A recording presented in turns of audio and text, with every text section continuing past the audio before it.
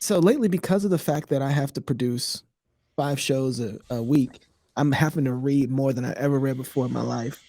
And one of the articles I started reading was, and this has nothing to do with what we're going to talk about, but I figured Okay. I would go ahead and bring it up. Hit me. Hit Um, me. uh, the streaming industry. I got to find the article. Oh, here goes. Found it.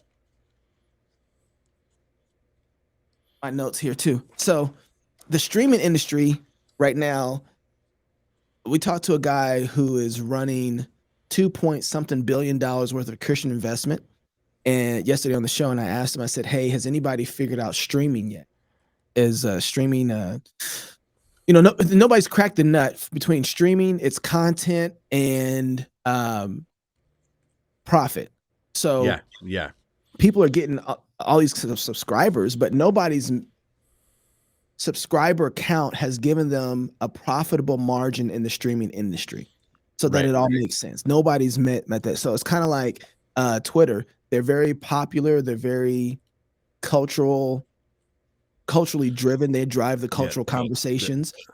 They're the platform for that. But they don't make any money, which Right. is why Elon Musk seems really good, because if he can make you money off an industry that you can't make money off of, then it makes sense. I mean, I like my shares in Twitter, but above controlling the culture, I would like to make some profit. So there's this article that popped up that said that Hulu is driving more streaming subscribers to Disney than Marvel or Star Wars. And in this article, it's really a profound article, because they said Disney's chief executive Bob Chapek, is that how you say his name? Chapek? Chapek, I think. Yeah. Yeah. Has set a target of signing up between 230 million and 260 million Disney Plus subscribers and achieving profitability for the streaming business by September 2024. Now that's in 2 years from now. There's no way. That's not realistic. That is assuming that he can control the market in a way that no one else has been able to control the market. So it doesn't seem viable in any way. Not to me anyway. I don't think so. It's unrealistic. Unless he's got to have an ace up his sleeve that we don't know if that's viable. Does that, like, when I look at what there is right now, I think, no, that's probably not possible. But 230 to 260 million new subscribers? I mean, maybe that's what the monkeypox is for. I don't know. Well, they're gonna need a lot more monkeypox.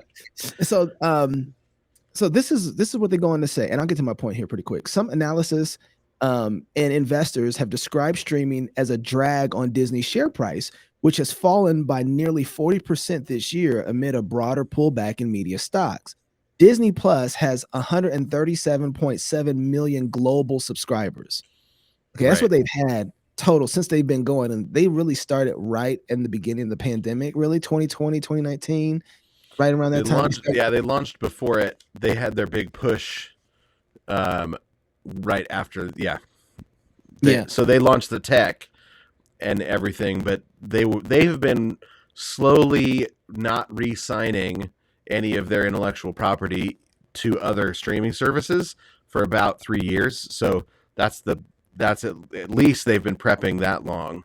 They launched before they even had all of their intellectual property rights back, but knowing that they could slowly re-release everything. Yeah, because I remember Black Panther and a few other shows I think Fox still had or something like that, so I had to buy that. Yeah. That article talks about this a little bit too. And so the most recent, that's what the most recent quarter ending. Hulu streaming only service has 41.4 million subscribers, while Hulu Live, with Disney's setup, is $70 a month. Live TV streaming product has 4.1 million. Part of this article was saying that the Hulu brings more to Disney as far as club members or streaming subscribers than Disney brings to Disney. So then it goes on to say that the streaming segment overall lost $887 million in the most recent quarter, and its losses have totaled more than $6 billion since the launch of Disney Plus. $6 billion since the launch of Disney Plus. And Jason, I had to ask myself, why is Disney, why is it nobody's figured out streaming? Why are they $6 billion and $6 billion? And they're still digging. So then it goes on to say that they plan to, where is it at? Gotta find it. So think about it. There's $6 billion in the hole on this streaming thing. And then that they plan to spend $32 billion producing content just this year alone. So Disney's cash cow are the parks. That's where they make their big money. The strength of the park depends upon the strength of their intellectual property. Disney Plus strengthens the intellectual property. So you're saying Disney Plus strengthens intellectual property, but it doesn't necessarily bring it doesn't bring the money direct, but it Disney Plus makes it so that you can have families that watch Frozen 100 times. And then that makes it so that Disneyland is the ideal place to bring your kids for vacation. And that's where the money, I mean, if you look at their profit sheets, the money comes in through the parks, right? Yeah. Yeah. So they don't care about losing $6 billion in film and saying, hey, we're going to put another $36 billion into producing films. By the way, a third of that licensing that they're going to put $36 billion, I'm saying that with a B, by the way. That licensing is going to go, a third of it is going to go to sports licensing. So your $6 billion in the whole, no, and Disney, just Disney. What sports licensing? Probably stuff that they don't own. I mean, I guess they got to get stuff from the NFL. They don't own the NFL. They own it, but they own ESPN. So yeah, but ESPN has a license their stuff from the NFL, from the NBA, so they're getting a secondary license at Disney Plus as well. Wow. Wonder what they're going to do with that. Well, there could be a secondary licensing. Yeah, it could be. That's possible. But whatever the case is, that they're going to be getting into sports a lot. At least a third of their money is going to go to sports licensing. They should get into esports, honestly. That's if they want an international audience. But I mean, so most of their movies lose money. Yes. They're trying to figure out, can we create a licensing situation which our movies don't lose money? They make up for the loss of the money in the movies with merchandise, with parks, with intellectual property licenses, advertising, that's they put their stuff into other people's commercials. You've got it. They put it into McDonald's Happy Meals, although I don't think they do that much anymore. But the intellectual property is the thing that's valuable, not the movie itself. That's what's really, really. That's what I think people don't realize when they, when you go and look at and you see how come all these movies lost money but the studios have a lot of money. It's because the intellectual property is actually the thing that's valuable, not the movie itself. And so, I had an acquaintance he had a tiny role in White Men Can't Jump, and 30 years later, he's still getting checks for 7 cents, 8 cents every quarter because, and he didn't own points, anything. He had one line.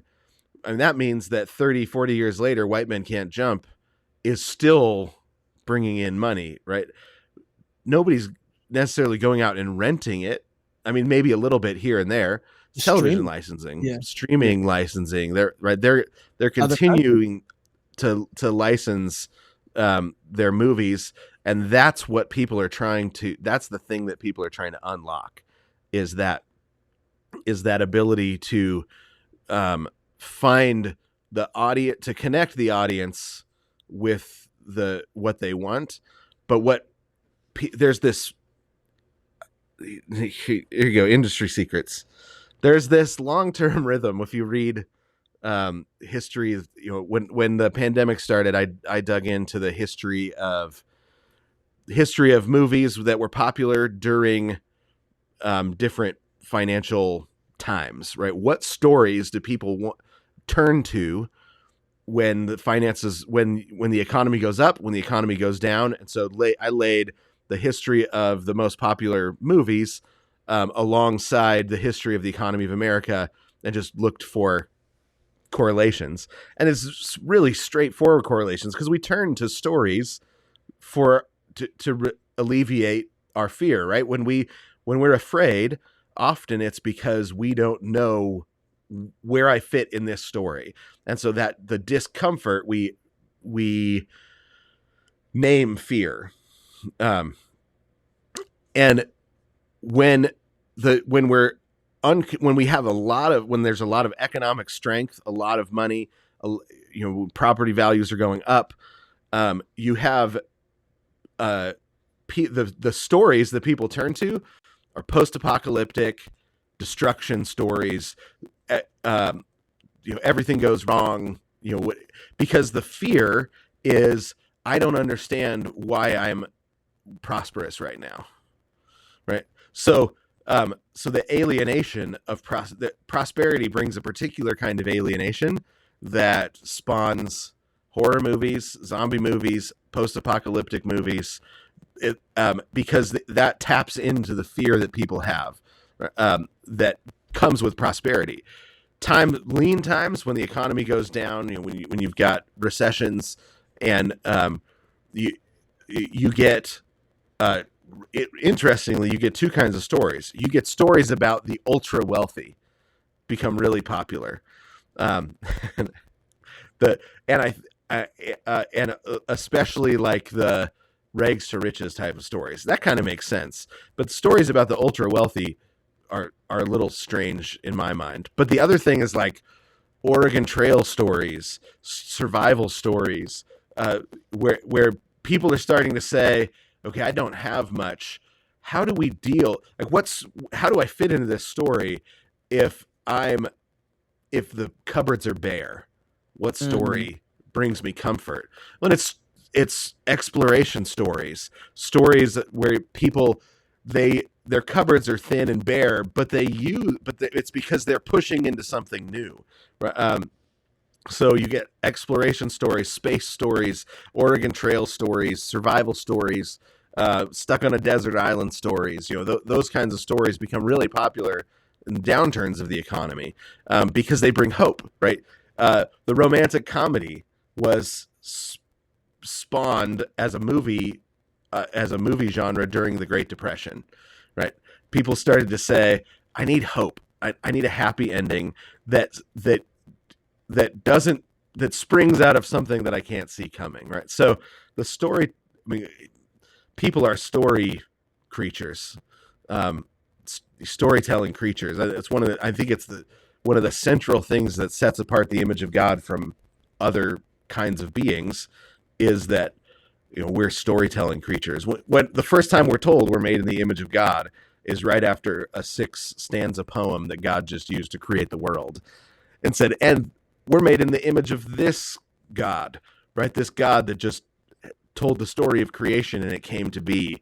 The God that used words and words and poetry to create art, right? So I think what stories we tell, what stories resonate with us in the particular time and moment, tells us a lot about who we are, what kind of creatures we are.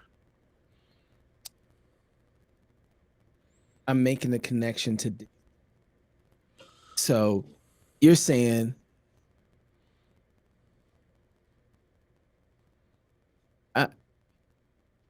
Disney's trying to figure that out? Everybody's trying to figure that out right now, right? All the streaming companies, because somebody will. It's like when there was the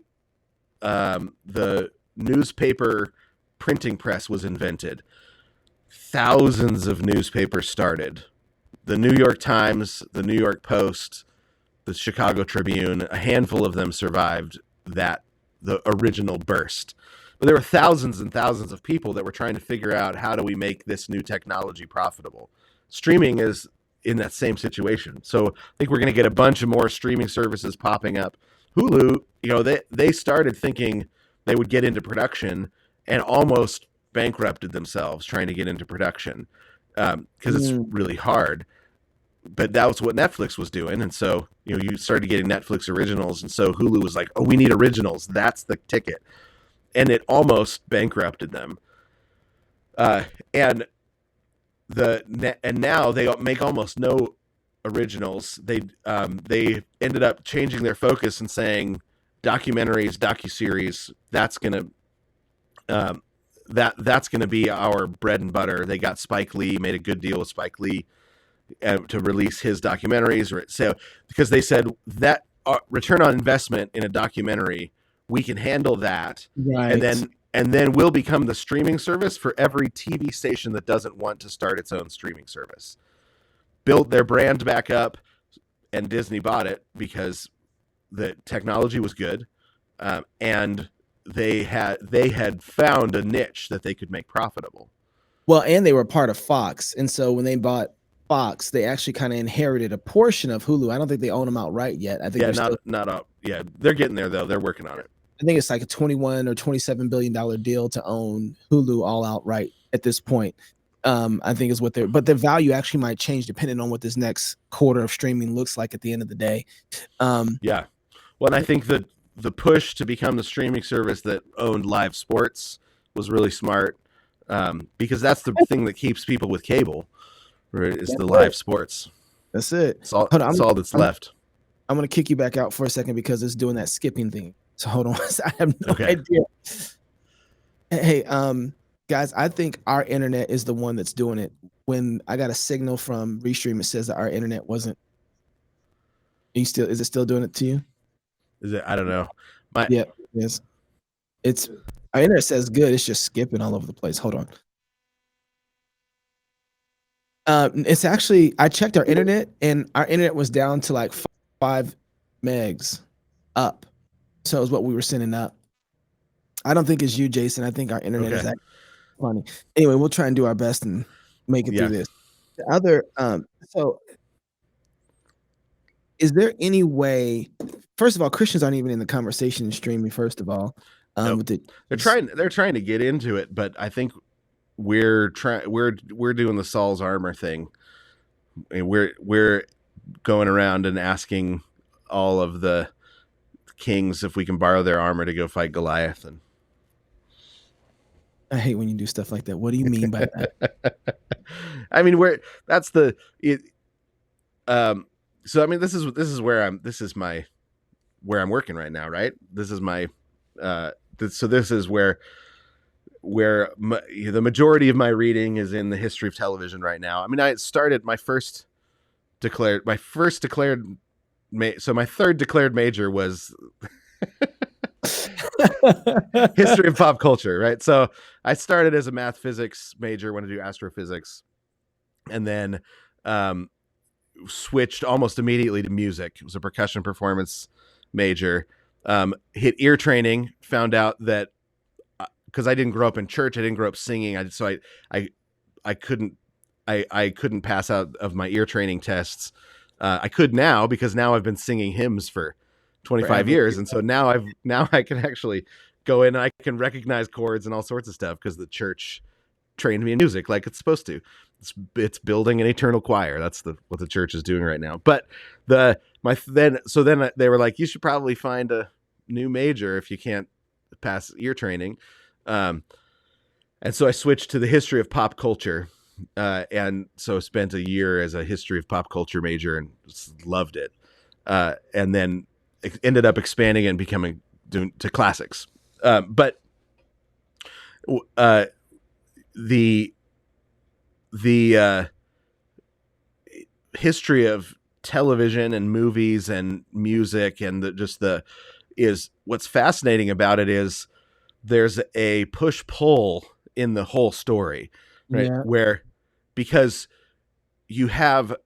there's always an underground with a niche audience, that becomes the primary audience of the next generation, or becomes the primary producers of the next generation. But there's this art house, and it happens in music, it happens in poetry, it happens in storytelling, it happens in television, right? Where you've got stuff that only a small group of people watch, but it's much more influential because it's the people that watch it are the artists of the next generation. So you've got something like, like MTV, like the MTV cartoons were not popular. All the cartoonists that started the Cartoon Network grew up on the MTV cartoons, though, watched them, were fascinated, and then they ran out and started the Cartoon Network. When the Cartoon Network started, it wasn't popular, but all of the people that went and that ended up running Nickelodeon, Disney, DreamWorks, they were watching the Cartoon Network. The Cartoon Network eventually becomes one of the more popular, more profitable networks on television, right alongside Nickelodeon. Nickelodeon, when it started, literally they're just filming in somebody's basement, right? And but they got all of the kids. So if you look at why is it that all of a sudden you've got this huge burst of television, of reality television that's so popular? Well, it's because the kids were all raised on Nickelodeon, which was just reality television in these different producers' basements, and they were really smart. They were good at what they did. They made great shows. The original cartoons on Nickelodeon are still, I think, some of the best made, low budget cartoons that there are out there. But what they did was they captured the next generation of artists, right?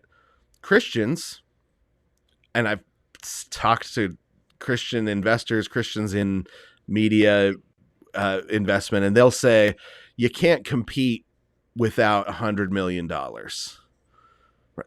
But it's because they want to compete with Netflix in Saul's armor, right? They want to go up against Netflix in Saul's armor. Yeah. They don't want to say, well, how does the world actually work? What if we created the art house? What if Christians were the ones that did the art house? What if we were the ones that influenced the next generation of artists? So rather than thinking, if we said, well, where are the 5 stones that don't look like they should bring down Goliath, but actually do, right? And I mean, it's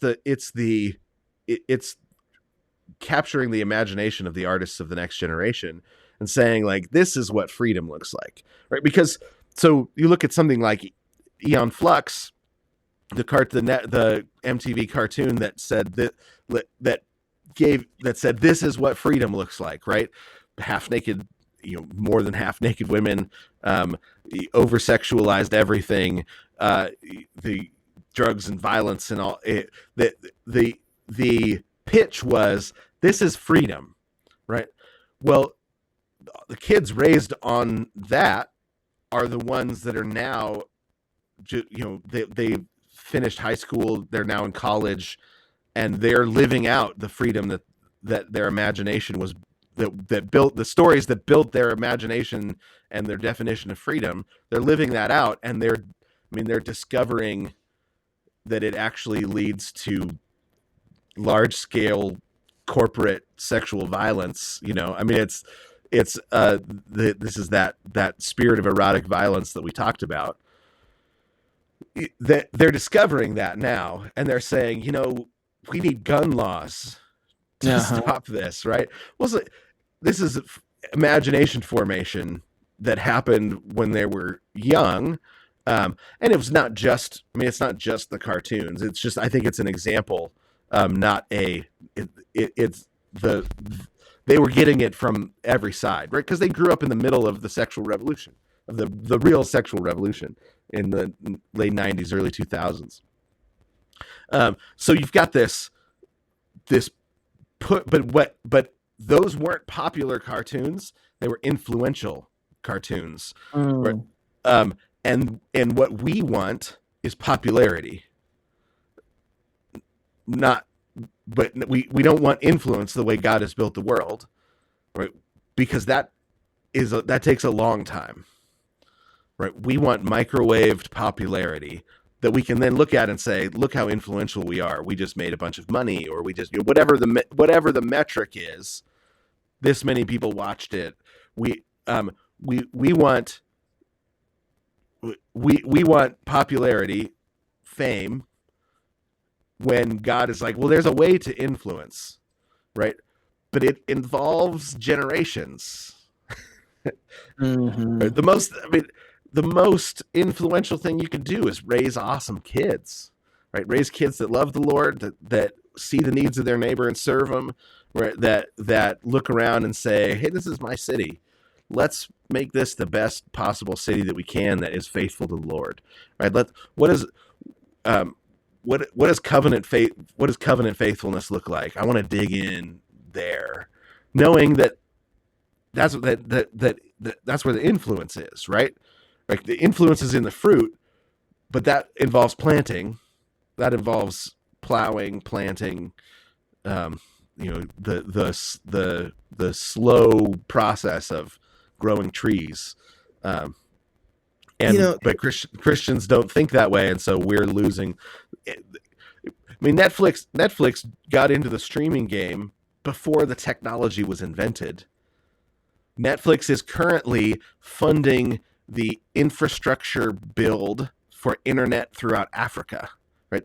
They're thinking like 40 years down the road, what if all of Africa had internet? Then they could all have Netflix. Like, so Christians are... We used to do that. We used to do that with school.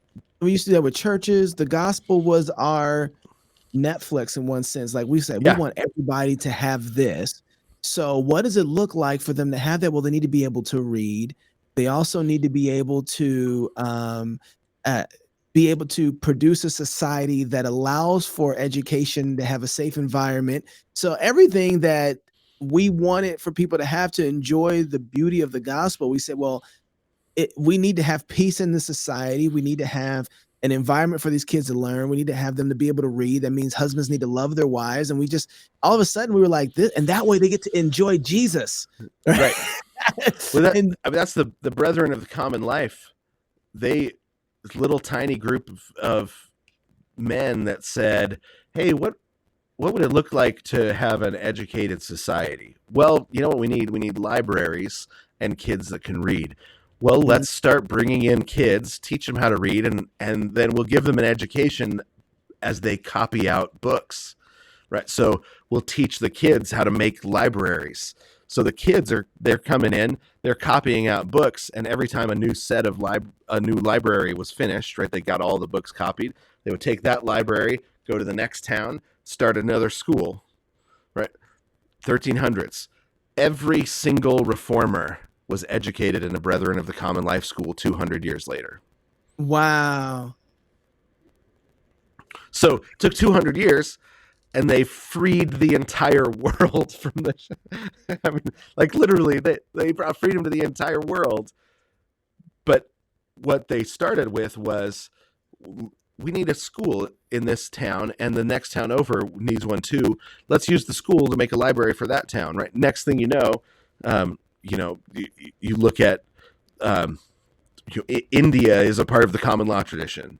Right? That's Brethren of the Common Life fruit from the 1300s. The class system being deconstructed and everybody being given the same rights under the common law in India is the Brethren of the Common Life freeing the world by educating the kids that were in front of them and giving them a vision that lasted for generations.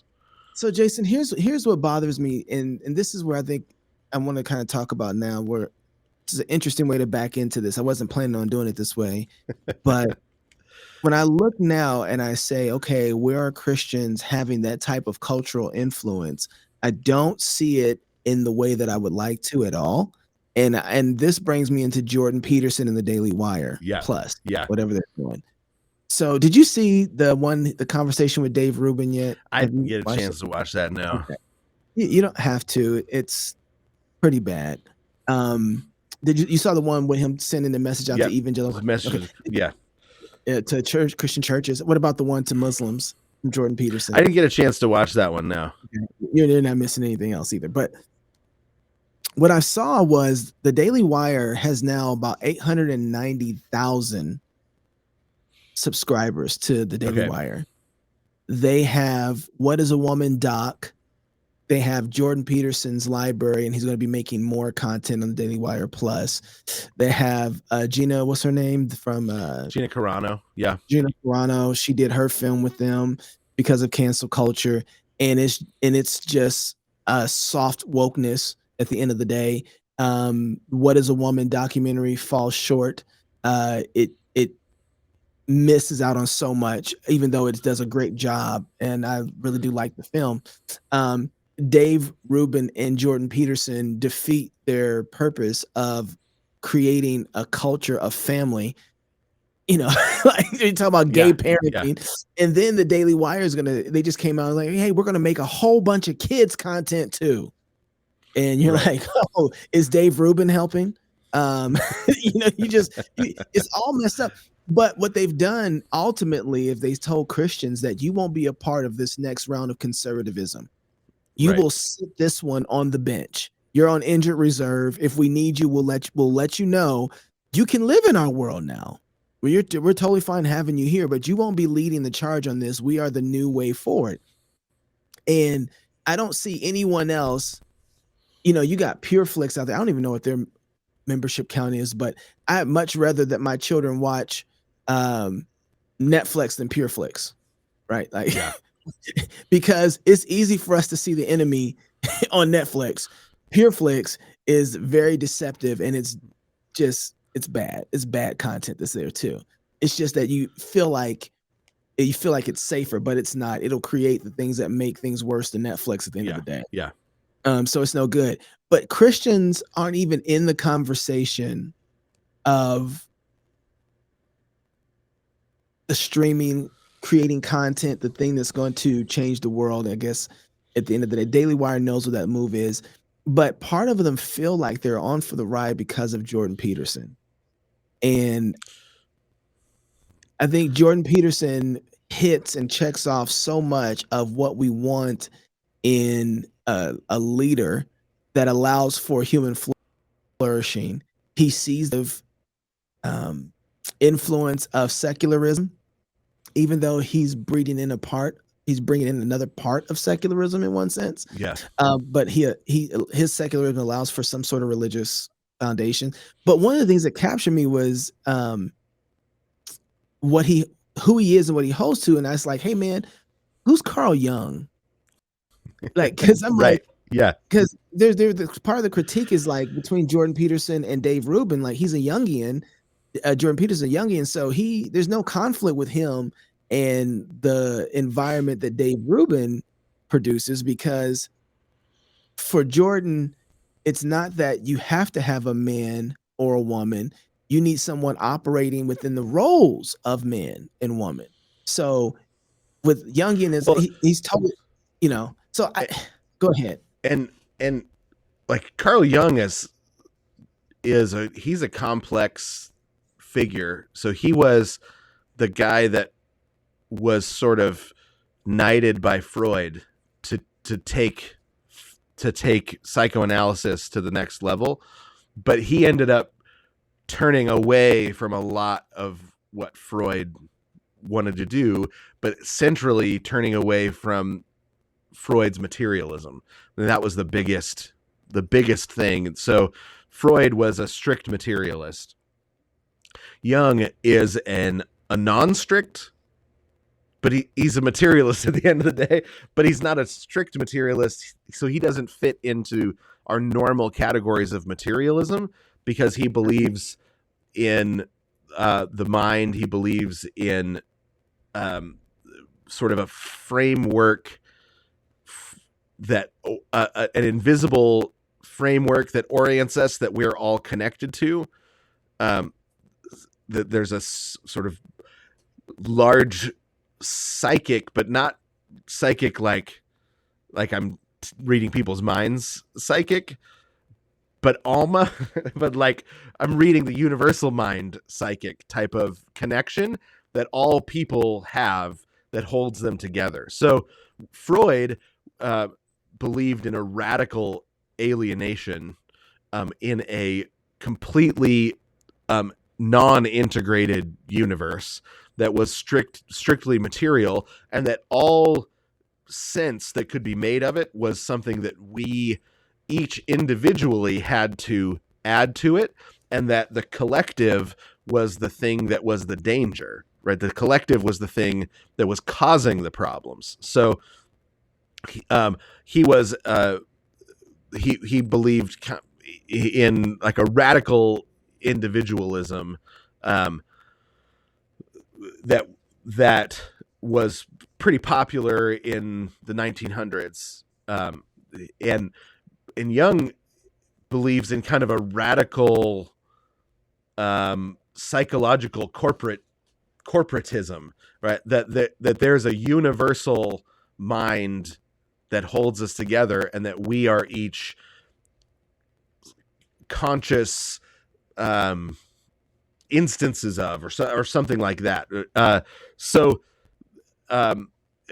And he's the one that brought us terms like introvert and extrovert, right? Myers-Briggs personality tests, the idea, the modern ideas of personality, that there are universal personalities, and we each have different aspects of them, and so our personality is made up of different percentages of the universal personalities, that sort of thing. So that's all, and the idea of a collective unconscious, that we each individually have an unconscious, and then there's a collective unconscious. So there are things that we say and talk about, archetypes, archetypal images, archetypal personalities, archetypal stories. All these things that we talk about are Carl Jung, Jung, bringing into the conversation of English psychotherapy, psychiatry through. So he's German, and he was legitimately brilliant, a polymath, which means he was an expert in multiple areas of knowledge, and what's interesting, I have read some Jung, but mostly I've listened to lectures and listened to his interviews, and he's brilliant, right? Like he's a legitimate genius, and you don't like. Sigmund Freud was kind of a moron. I mean, he was a pervert who liked to talk about his own perversions, and other people were like, "Oh, Freud was a little like Jerry Springer, like." You watch Jerry Springer because people are a lot more messed up than you on Jerry Springer, and so you feel better about yourself. That's what Freud is like. It's like, let me tell you about the most messed up people that I've come across that all have crazy sexual deviances. Turns out most of them were actually just him describing his own. Oh no! Right? Yeah. And he would be like, one patient had this thing, and it was just him. You know, but Jung was an actual genius. And when you listen to him talk, he's constantly bringing in real study, real knowledge, but he doesn't actually escape Freud's materialism with a small m, right? Freud was a materialist with a big M. Nothing that is real unless you can see it under a microscope, unless you can see it, see it with your senses. What Jung adds to is that there are things like dreams and desires and thoughts that he said those are real things. They're not just electrical impulses in the brain, that those are real things, but they're still in his mind, cosmologically, metaphysically, they're still in the category of material things, in that you can analyze them with science, and that's the proper way to understand them. And so he developed his theory of personality, which is now the Myers-Briggs testing, based on interview after interview after interview, and that there was certain archetypes, personality archetypes that people fall on a spectrum of. So introvert, extrovert, for example. Introvert is somebody that they gain energy. Their body is physically renewed. Their mind is renewed by spending time alone. An extrovert is somebody whose body and mind is physically renewed by spending time with other people, right? And he said, and everybody exists on this spectrum, right? And so he just and he said, and we discover these archetypes through science. Right? The scientific method is the thing that's going to explain all of what's going on. Knowledge, the fact that we have an unconscious mind, right? Things that are going on that we're not conscious of. He uses the example, and I'm going to get really self-aware because as soon as you start talking about it, but he uses the example of somebody that talks with their hands, right?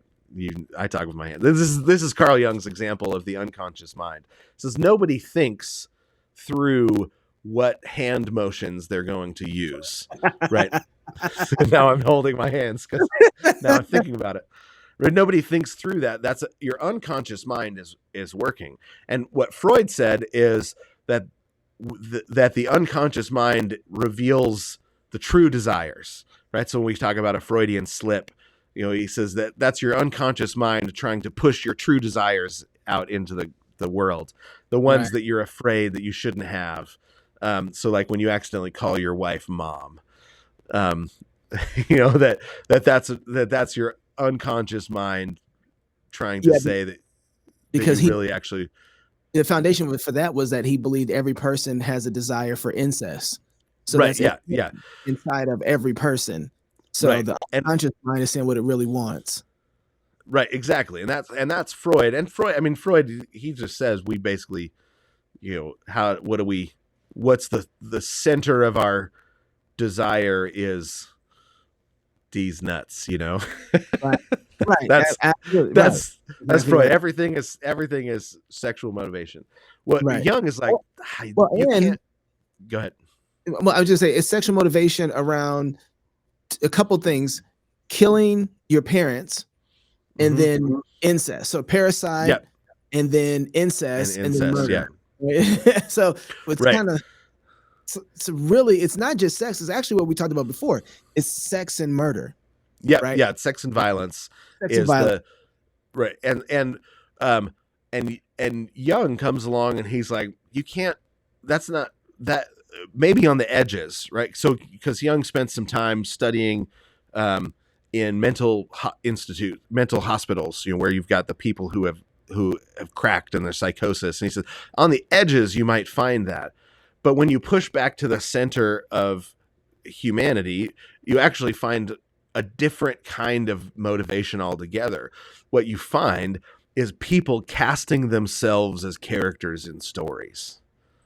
There are archetypal stories, universal symbols, universal images that the psyche, that our mind, that's the Greek word for soul, and he was comfortable with soul. So where Freud was like, no, there's no such thing as soul, and he tries to take the word psyche and basically turn it into the brain or the mind, the mind and the brain kind of pulling together. And Freud's not a particularly good philosopher, but Jung was, right. So Jung, he says, actually, if you sit and listen to people, and what you find out is they're constantly casting themselves in as characters in stories, and the stories seem to be universal, right? You find them in, and this is where his polymath mind, he knew ancient mythologies of all kinds of people throughout the world. He had studied the fairy tales across all kinds of cultures, West and East. He was conversant with Hinduism, with Buddhism, with animism, all as well as he was very conversant with Christianity. He actually had, like, his descriptions of Christianity are accurate, right? But he's always pulling it into and he wants to say, and it's all real, but he's pulling it into a particular space where the reality comes from, and it's all in our mind. But he doesn't mean, so when Freud says that, he means like within an individual, they've got these particular thoughts rattling around in their brain. For Jung, there's a universal connectedness of all mankind, and that everything fits together, but he means it in a Hinduistic way, in that there's that there is a universal one, that everything is a monad that fits together into really into an integrated universe, and the thing that holds it together is the corporate mind, the collective conscience, the consciousness or unconsciousness, even, that the collective human unconsciousness holds reality together into a unified whole. Right. So am I making sense? No, I think so. Let me say it this way. Is it that they're searching for a transcendence that isn't something that they are currently it's trying to find a transcendent ultimately, right? Absolutely. So what has happened? So this is what's really interesting. So personality types, right? You will hear people talk about Carl Jung and Myers-Briggs and kind of the development of personality types, and Right. and it's really helpful to people, right? It frees them. It gives them the ability to see their own motivations and the things, and they'll say, and you will literally see this, people say, Carl Jung invented personality types, right? It's not true. The medievals had personality types. They use it for a lot of their humor, but they use it for a lot of their drama. They had characters. Yeah, they had basic characters, right? And they were they had colors assigned to the different personalities. So they had a really complex system of personality types, but all of that had been forgotten. So when Carl Jung, Chaucer, right? But it was, and this is why somebody like Jordan Peterson feels the way he does to Christians. I don't know how to explain it other than that, right?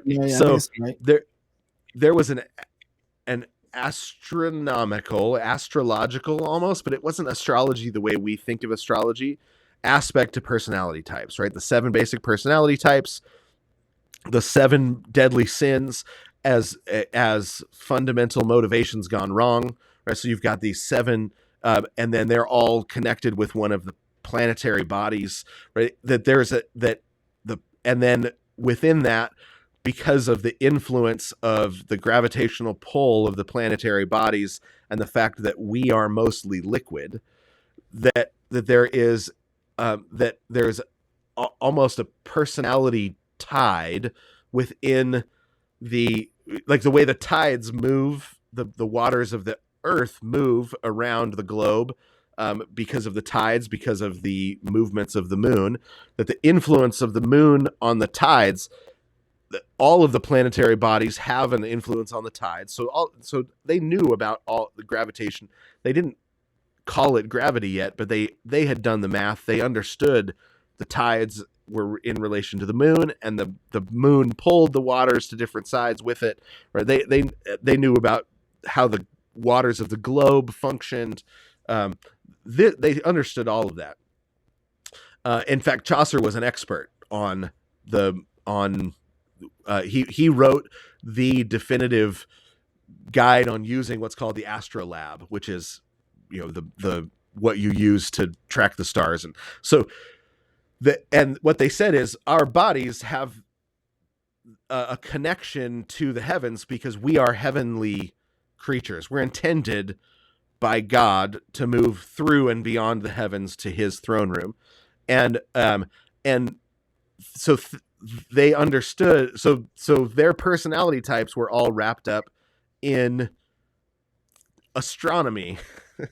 And because we're liquid, they called it the influence of the astrological world upon our bodies. And here's what's I think interesting is if you put somebody in a room where they can't see the sun, within one cycle of the moon, their sleep will reorient itself around the moonrise and the moonset.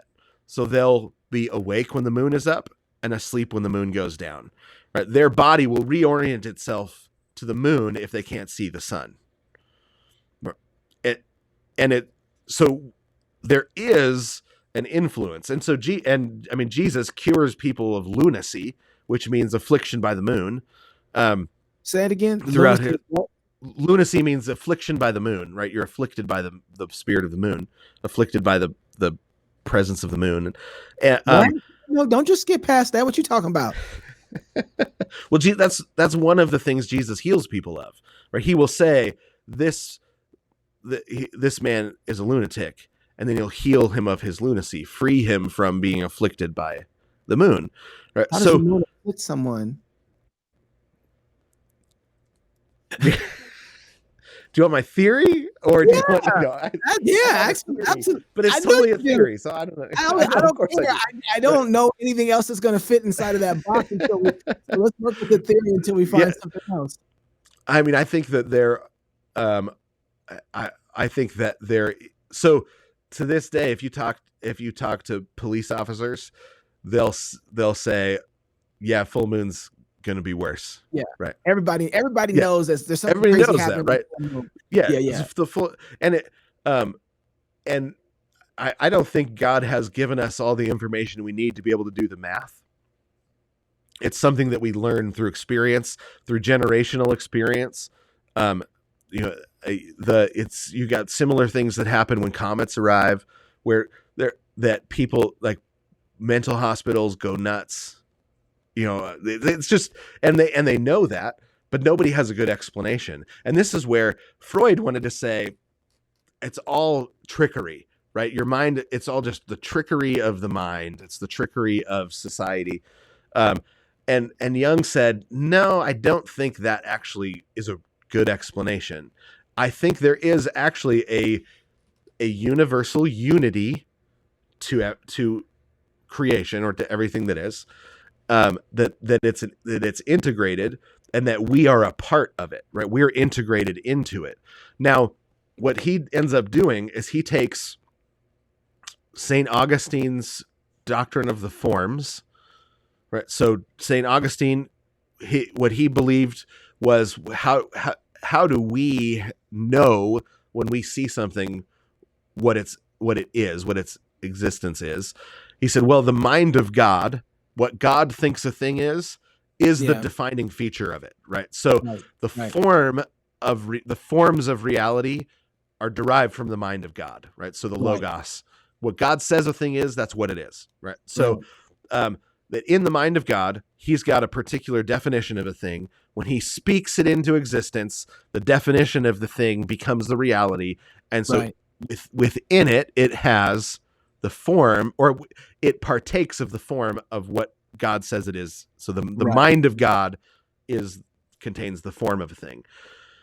Jung takes that and says, okay, but instead of God, it's corporate humanity. What corporate humanity says a thing is, what collective humanity says a thing is across cultures, that is what gives the world its unity, its shape, right? So it's a integrated whole, and it's the collective unconscious where that integration is the integrating point, right? So I lost you. Sorry, I lost you somehow at some point of this. You said the what comes from the mind of God takes the structure and the form of what's in the so things have their existence. They are what they are, right? Their metaphysical existence. They are what they are because they're partaking of what God believes they are, or what they are in God's mind. Right. It's not a belief because it's direct. Right. So all of our knowledge is indirect. We don't have direct access to the essence of a thing, but God's mind does. God's mind is the essence of a thing, or the essence of a thing exists in God's mind. So a thing is what it is because of how it partakes of what God says it is, or what God knows it is in his mind. So the knowledge of God about what the essence of a thing partakes of that, and that's how it is. Well, so Jung, what he does is he says, yes, that, except instead of the mind of God only, or I mean, he's hard when it comes to speaking about God because he's got this Hinduistic understanding, but he says the collective unconscious of all of humanity across cultures has this archetypal knowledge, these forms, and so that's where the unity of creation is found. But it's a real unified belief system. So if you've got in one culture, so you can go to China and they have dragons and dragon slaying and interacting with dragons, and then you go to the Native Americans, they had dragon stories, dragons telling dragon slaying stories, dragon monster stories. You go to Africa, you go to Europe, you find these archetypal images everywhere because they're actually our partaking of the collective unconscious, knowing that there are universal symbols that mediate reality to our knowledge. Right? Because we don't have access to reality direct. It's got to be mediated. We need a mediator. We need something that stands between us and reality so that we can know it. Wow. He says, well, the universal images, the universal archetypal images mediate that knowledge to us, mediate reality to us. That's Carl Jung. So is it? There's a ton of other things too. He's like he's got this really amazing theory of collective unconscious, the shadow in the collective unconscious, why you can have whole groups of people go crazy, or all of a sudden violence break out everywhere, all across college campuses in the 60s, all of a sudden violence breaks out everywhere. Or social why? Right. Yeah.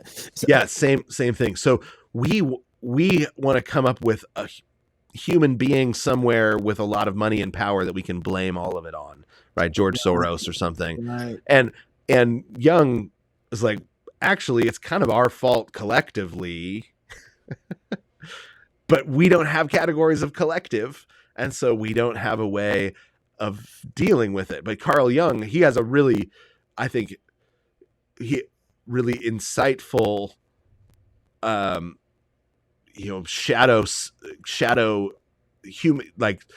of humanity, that is the negative collective unconscious now, not because it explains, not because it gives an answer, but because it gives you a vocabulary to talk about something, right? That we don't have, right? That we as Christians right now don't have, because we have bought into Freud's individualism. So we're more. And so Carl Jung, the church tends to be more Freudian. So Carl Jung feels like a way out, right? He feels refreshing. That's where Jordan Peterson comes in, and he talks, and we're like, oh, there are universal archetypes that there are. That's true. There are universal archetypes. That's not, but where do they come from, and how do they fit, and how do they mediate knowledge? Carl Jung is wrong there, but he's right about the universal archetypes. But he's more right than dispensationalism about reality, right? Like, oh, don't let. Oh, he said that. Okay, first of all, I just want to present to the judges that you did not answer the question on why people go insane. I saw how that you did that little. I thought I did a really good job. I bobbed and weaved. You bobbed and weaved through that, but you talked to the wrong one. Yeah, I want to know what your answer is for why people go insane at night with the moon. I think that that there's there are lunar demonic spirits that are Jason, just be straight, spit it out. I think I think the Bible discusses them. I think that there are, I mean, so, and I think that that's why you get like the worship of the moon in the ancient world.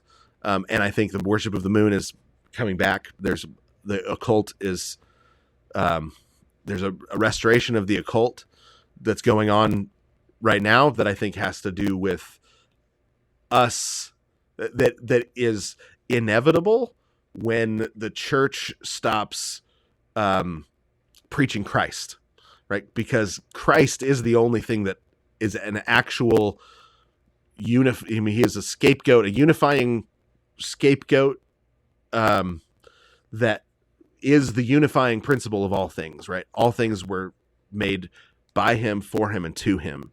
He is the logos that holds everything together. When the church stops preaching Christ, then the void doesn't remain empty.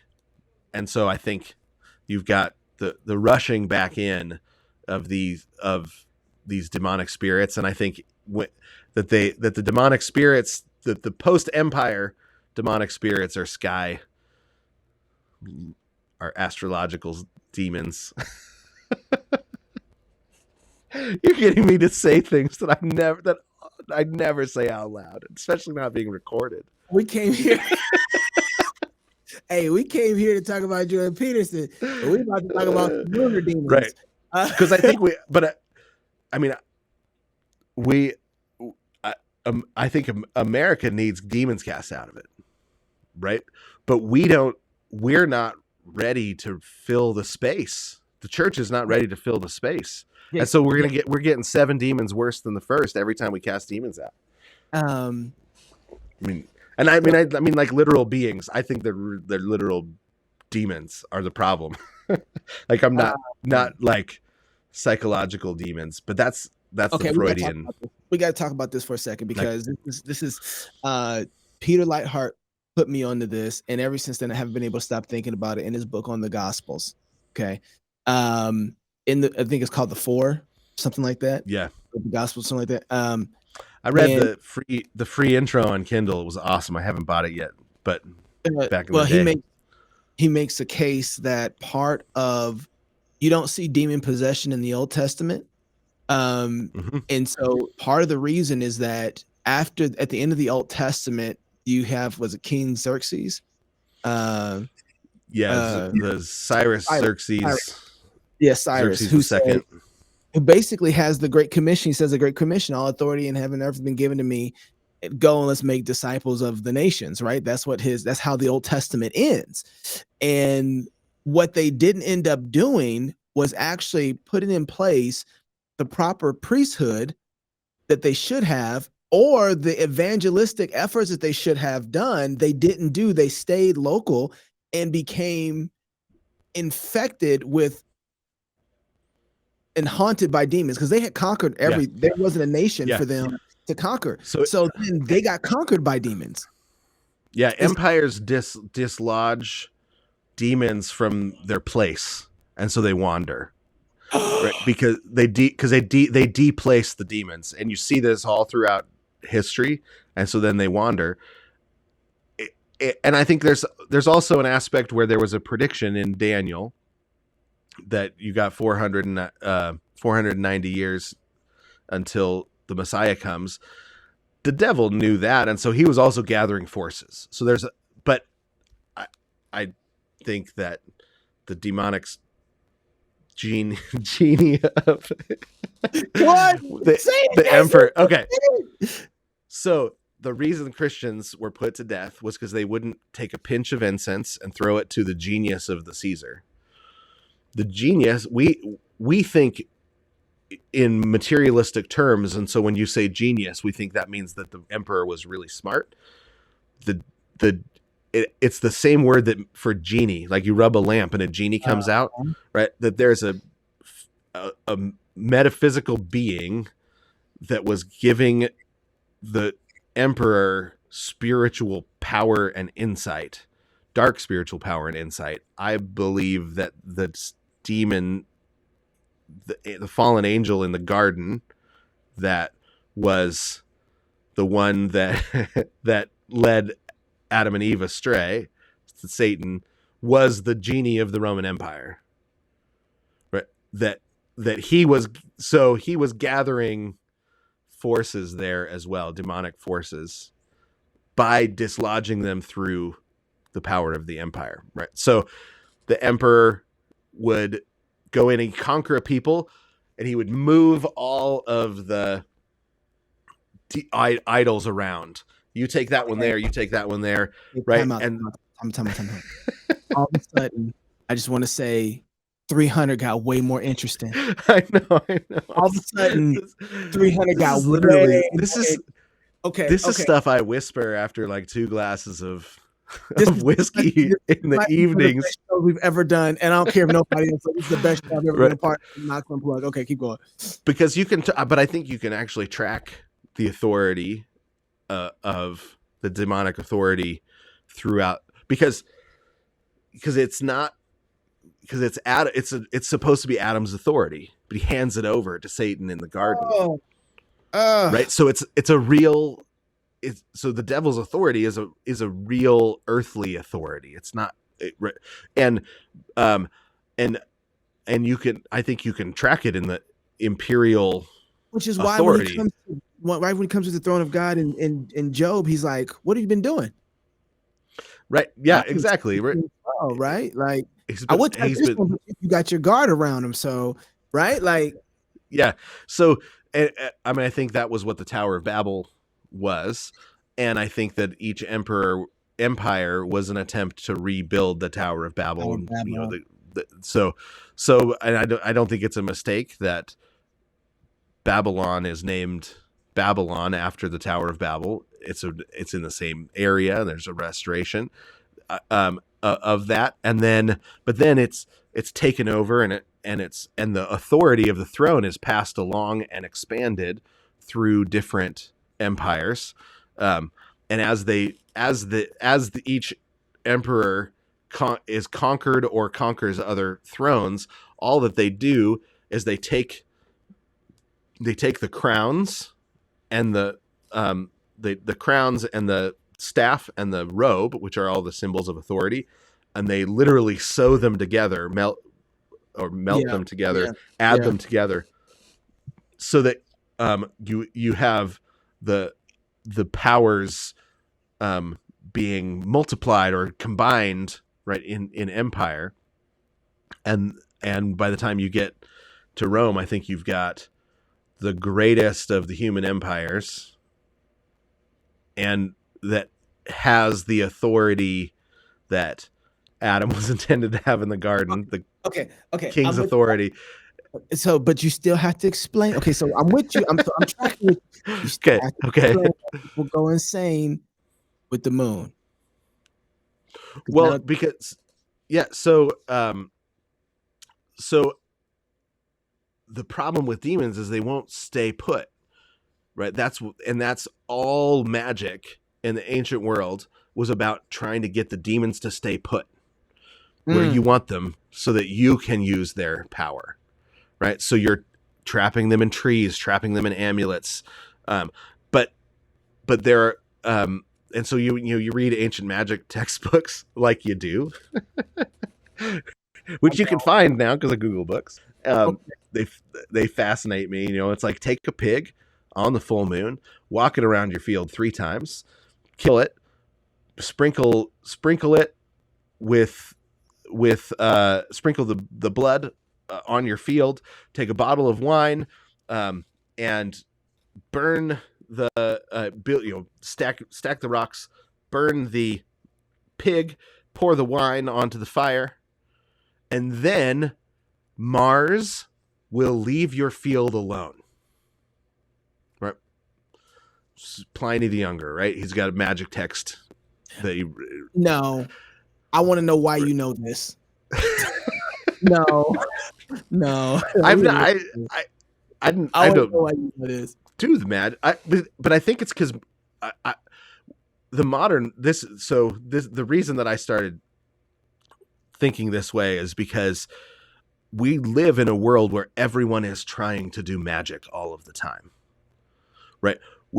The modern world, so the occult snuck back in. It had been mostly destroyed, right? The occult snuck back in through the Enlightenment. The Enlightenment folks, you read them and you're like, oh, they're very philosophical, right? Then you read their personal histories and they're like, oh, and they were constantly trying to call up the dead and ask advice, right? Oh, they like these people are the occult was they're witches. Was really popular, right? And so witch hunting was not a Christian. Christians weren't witch hunters. I just want you to know, our producer just put on headphones to listen to the show because he's like, "Oh my goodness, what is going on over there?" Keep going. This like we want to tell the story like the Enlightenment was this hyper rational movement, right? But it's filled with the occult. They get really, really into magic because they're realizing this place. If this place isn't run by God, then the levers are up for grabs, and so they get into magic. They're trying to say, oh, because in the Middle Ages, right? You have people that try to become magicians and different things, but everybody's like, God's in charge. You can't, like, you don't have access. It doesn't matter there's no ritual access to the knobs and levers of the power of God. So it just kind of disappears. The third book of the Space Trilogy has a really great conversation about this when Merlin shows back up, right? Don't want it from me. I'm coming through it. Don't gun it. All right. Dude, I'm so sorry. It's one of the best. It's one of my favorite. It's brilliant. You can explain. But so they get really, so the revival of the occult and of magic is right alongside rationalism, right? Well, when you get to the peak of rationalism in the 40s and 50s and Nazi Germany, the occult is like everywhere, right? Everyone is into the occult. But then they're hyper rationalists, right? Hyper rationalists. But in the evenings, they do seances to call up the dead, right? And they try to trap demons in amulets to gain power. And, you hear story. Yeah. What was that? The Tamarack. They got it. Yeah, exactly. Right. So you hear stories of hippies, the amulet trade amongst the hippies was crazy. You like, this will give you the power of a horse, and they buy it, and then they run around with. I'm not even going to be. This is going to be a little crude, but I got to tell you the story right now. There is an actress who was just out there. She's a black actress, came at Regina Hall or something like that, and she was talking about the fact that she keeps certain stones that she clenches in her vagina because it changes her mood. And that's one of the ways that she drains the stone of its mood. And that's how she eliminates beauty.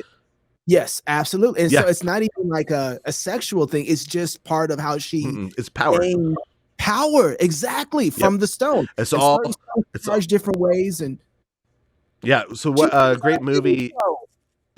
Great movie about it's crazy. Great movie about Andy Kaufman, the Man in the Moon. Goes into his obsession with gaining power from crystals, and people won't tell those stories, right? But if you dig and track and read, that's stuff that grew up in the Enlightenment and became like they were having seances in the White House in the 20s and 30s at the height of rationalism, right? It's like what? Okay, Okay. So then, so the moon thing. Okay, we still have to get this. They don't stay put. So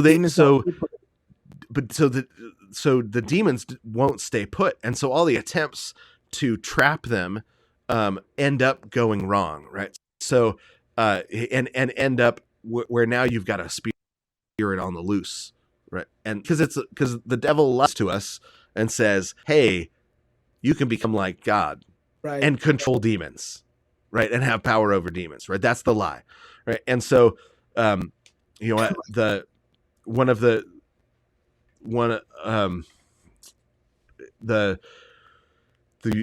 time that I had to cast demons out of a guy, or was casting demons out of a guy, he had been in Hell's Angels, and say, well, what do motorcycles have to do? How did you get demon possessed? He's like, well, let me tell you the story, right? And then you're into it so the Hell's Angels that he was involved in, they were cousin organizations with the Son of Sam cult, right? And so he got invited to a Son of Sam party that his Hell's Angels did, and so show up, and it was like all the drugs and cocaine that you could want, and he was like, awesome, this is great. And so he dives in, and then the next day, at the end of the day, he gets a bill delivered. Here's how much cocaine you snorted, and here's how much it costs. Here is when and where you can pay, right? And so it's like, oh, I didn't know, I didn't realize I had to pay for it. I thought it was free because it was just out on the table. And so he shows up at the date and the time with the money to pay, and it's another one of those parties with all the cocaine out on the table again. Pays his bill, and they're like, come on in, right?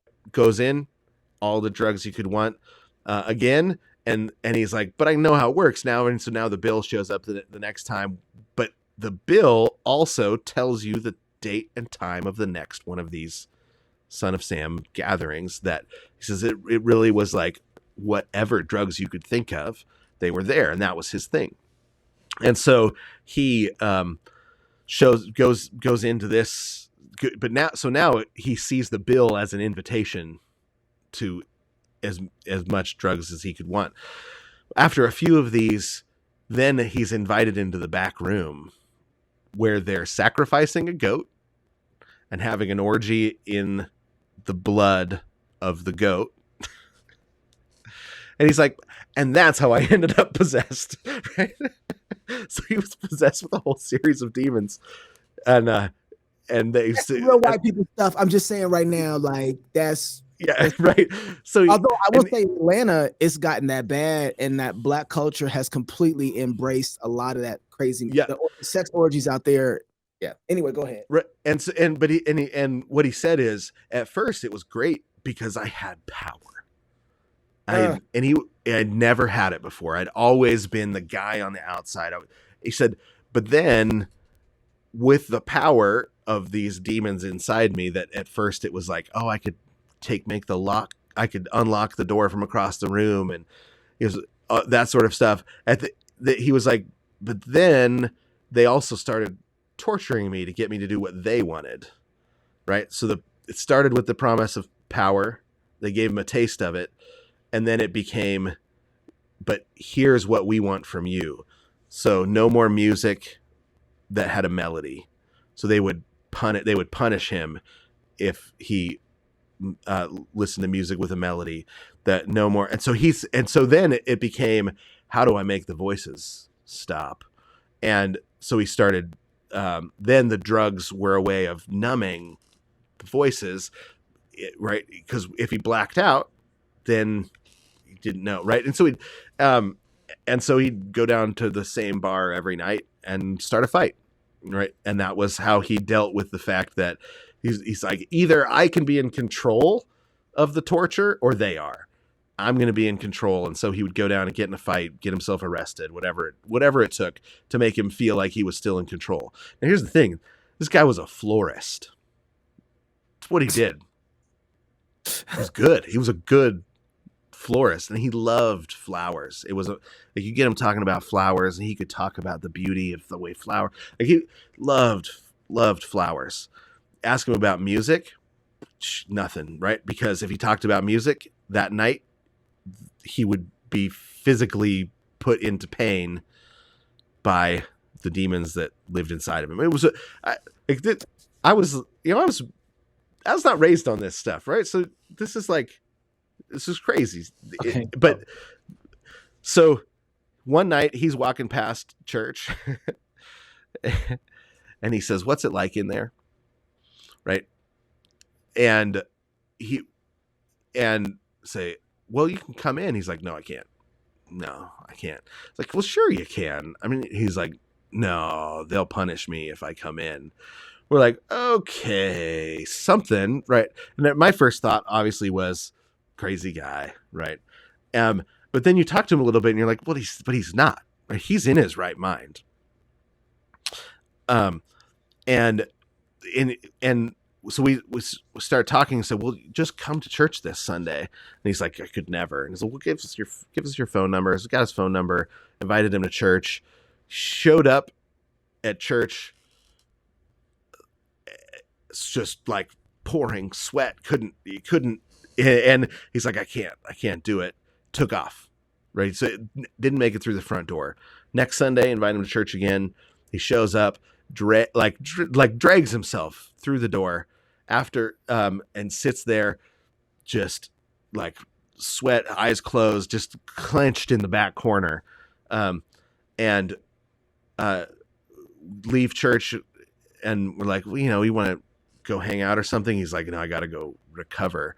So what'd you think? He's like, do you think I could pay attention to anything? He said, all I heard, and he was, in this ear, this swear word over and over. In this ear, this swear word screamed at me the entire time. He said, I couldn't hear as soon as I walked through the door, I couldn't hear a thing other than the screams of these two swear words, one in each ear. And I was like, I'm out of my depth at this point. And so that night he calls a friend, one of my friends that was there, and he was like, hey, I don't know what you guys did to me, but my heroin stopped working. And so my friend calls, he's like, hey, let's go over to his house because he I see this movie. Never go over. Right? Yeah, never go over the house. Right? Nope, is what you should have said. But so we show up at his house, and he is, like we call to say, hey, we're on our way, and he's like, don't come over. I just had to throw my heroin dealer out. It's not a good night. It's like, no, dude, we're almost there. So we show up, and it's not him. It's a demon that's just manifest, and that's who's waiting at the door for us. And he says, I knew you'd come, and you shouldn't come in. And my friend just was like, well, we're coming in the name of Jesus. And he turns around and walks away, and he sits down in the chair. We go in and just try to say the things that Jesus says to the demons in the Bible, and tell them they have to leave. Like, we don't know what we're doing, but they just do, right? One at a time. And each time that a demon comes up, they pull something out, right? So the first demon comes up, and he pulls out, opens a drawer, and just puts all these drugs, just crack and pot and a bunch of things, just on the table in front of us. And we say, okay, well, that's a drug demon. In the name of Jesus, you have to leave. And then another one comes up, and it starts just spouting like the filthiest words you could think of. It's okay, that demon, you have to leave. Then he takes off all his clothes, and he pulls out all this porn out of a big bucket. It was okay, well, the demon of lust or whatever that is, you have to leave. And then he picks up the the couch over his head, and it's okay. It's a demon of power or force, so you have to leave, and then all of a sudden he's in his right mind, right? And we say, okay, now we need to pray, and that the Lord comes into your life, and so he's like, okay, and we pray, and he just says, oh my gosh, it's so warm, right? And then he's in his right mind, right? And then we have a big bonfire, we burn all that stuff, and he's and we start the process of over the next few weeks of reconciling, of calling his ex-wife, asking for forgiveness, calling his parents, asking for forgiveness, getting him to church, and it's really is like, and then he was in his right mind, and he wants to serve the Lord, and he moved into another apartment. This is one of the crazy things, right? He moves into another apartment, and now this guy's just like, this guy becomes like an addict of the scriptures, reading 3, 4, 5 hours a day, gets off work as a florist, goes home, read the Bible. So pretty soon, like, we're getting together, and he's just like, explain this story to me. What's this going on? Or like, oh my gosh, if you look at this story. And like, he's just an addict of the word. And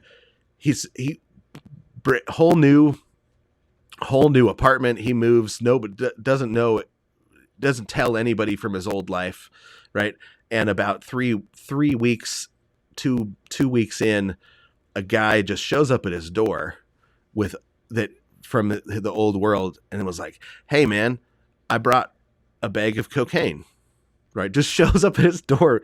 And he's like, and do you remember this girl? Like, I'm going over there. So the girl that used to be a part of the orgies and stuff is like, we're going over. So there's no way for this guy to know where he lives, anything, but he shows up with the old temptations, and he says, oh, I'm so glad you're here. I just got a new Bible. I want to tell you some things. And he turns around to grab the Bible, and he turns back, and the guy is running down the hallway full speed, like away from him. And so it's like, there's that guy shouldn't have known where he lived, shouldn't have known any of that, and he shouldn't just be showing up. But the devil hates losing someone, right? So he's coming back for him, and and we want to say,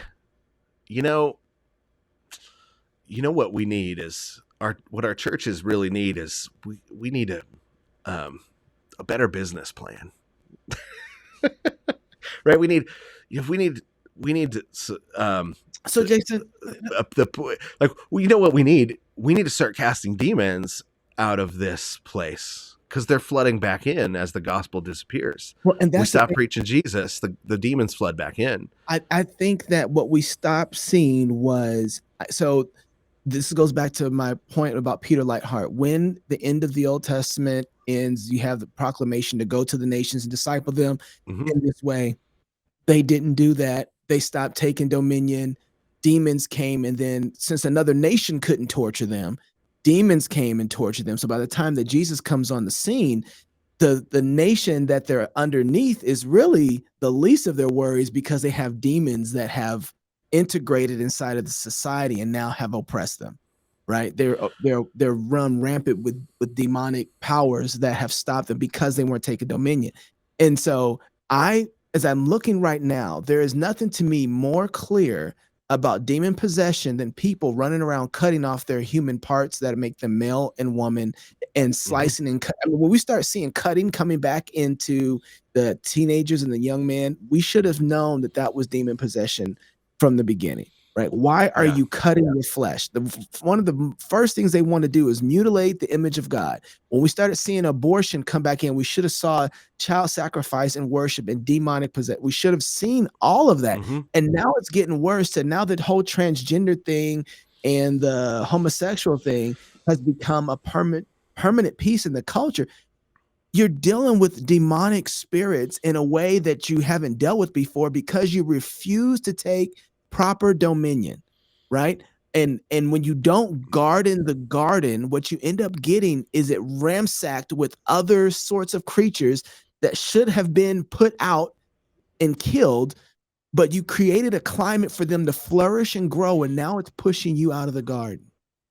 And so now, that said, I still don't understand the moon thing.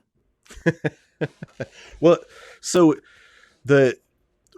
we tend to think that the sun, the moon, and the stars are just giant balls of flaming gas. They're just a physical thing. But we're told when they were created on the fourth day that they are for times, or for their clocks, their calendars, and then their authorities, right? That their powers. And we tend to say, well, that's a metaphor or something, rather than taking it at face value. But that's a new way of thinking, right? That the planets are not spiritual authorities. Now they've been over. So Jesus now has all the authority in heaven and on earth, but he didn't. The authority on heaven, the authority of the heavenly realm, we tend to say, well, that means like the place where God's throne is, right? The heaven of heavens. But he says all authority in heaven and on earth has been given to me. And the authority of heaven, of the heavens, was established by God on the fourth day. Right? And then you see it's mentioned over and over and over throughout the Bible, but we metaphoricalize it.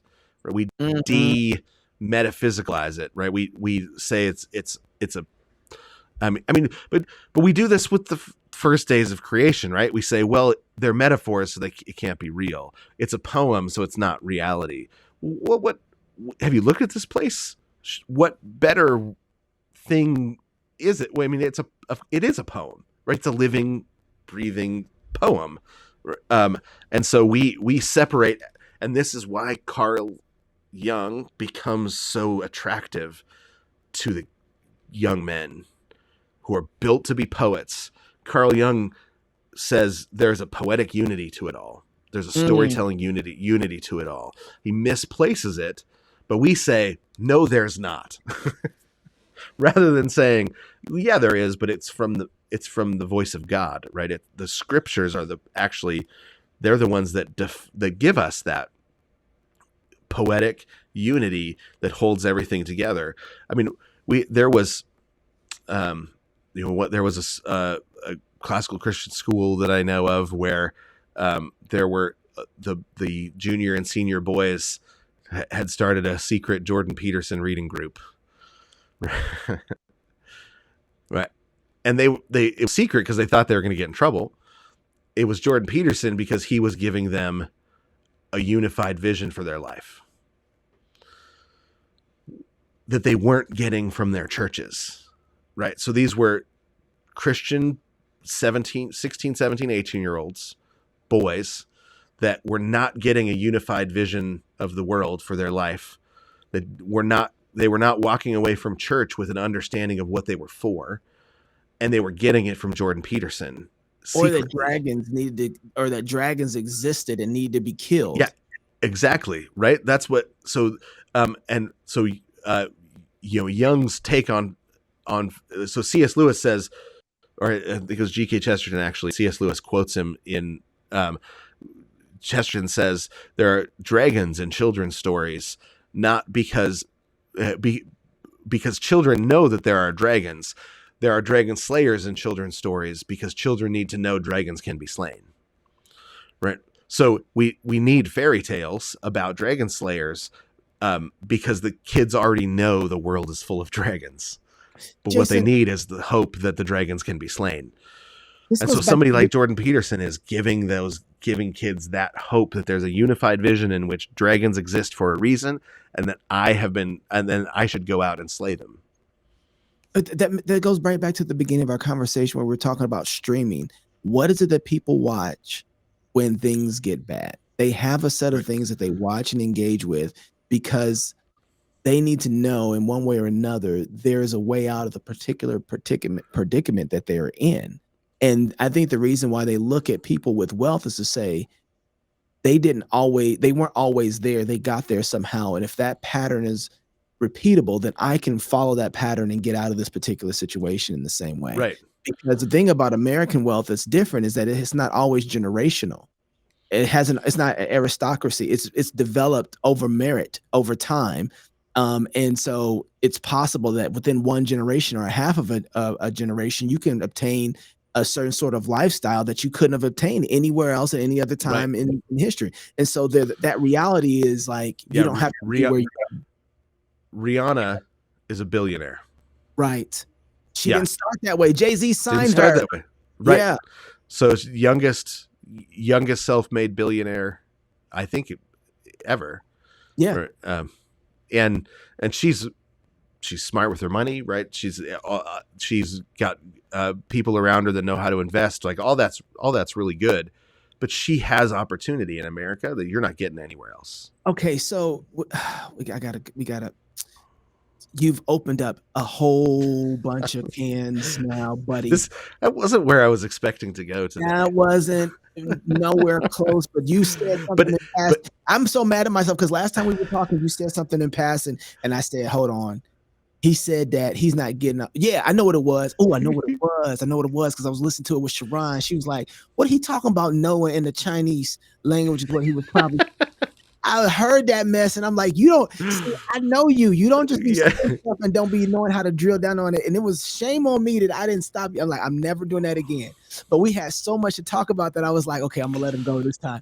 But I remember you said no, it's probably speaking Chinese. Now it's probably the original language. We got to talk about that because you ain't gonna get off there.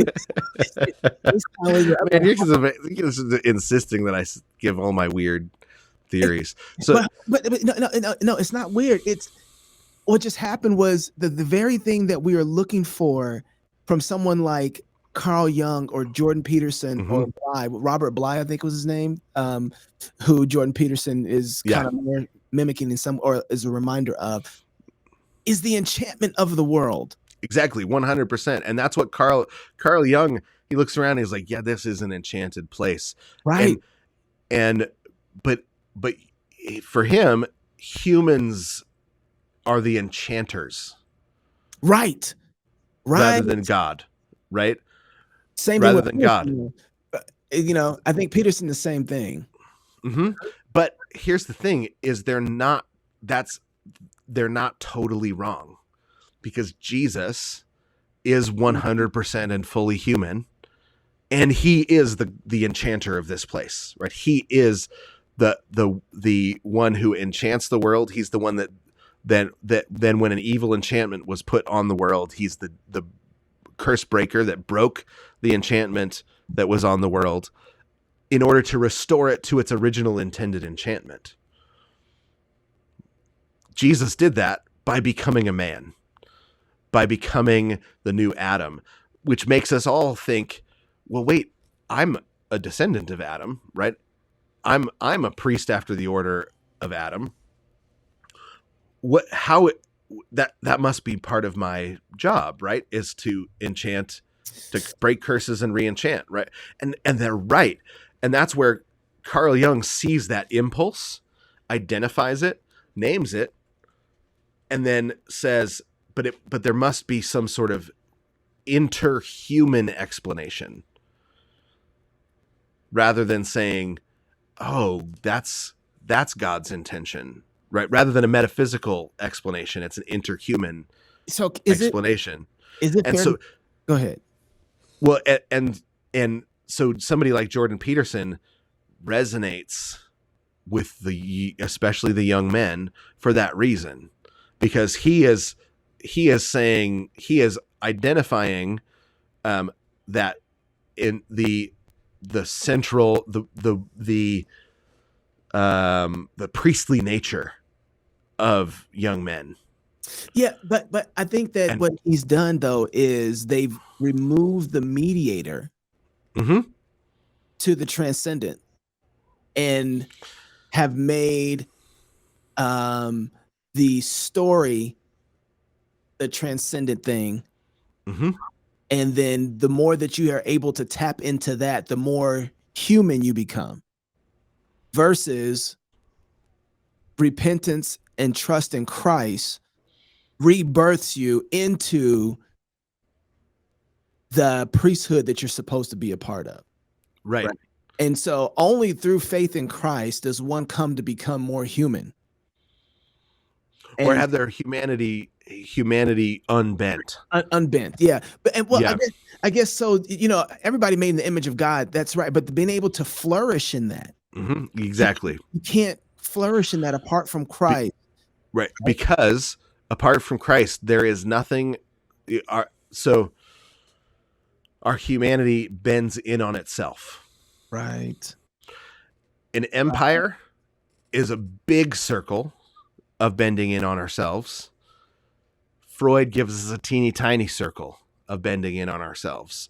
Carl Jung is trying to get us back to a big circle of bending in on ourselves. In fact, bigger than the empire, because it's the entire human race, right? That is bent in on itself. But it's all bent in on itself when we're actually designed to stand between, right? We're designed to stand between God and creation, right? We're designed to stretch our arms between God and creation and exists as priests, right? To oblate as priests. But anything without Christ is a turning in on itself, right? And it's a smaller, a big circle. But Carl Jung says we can have the biggest possible circle bent in on itself, but we're designed to be a cross, not a circle. Okay, so that makes sense, because now that makes sense why Jordan Peterson does a video to Christians and to Muslims. Right. Because they all fit in Jung's secularism. Right. It's a big secularism. And so, but it's a secularism.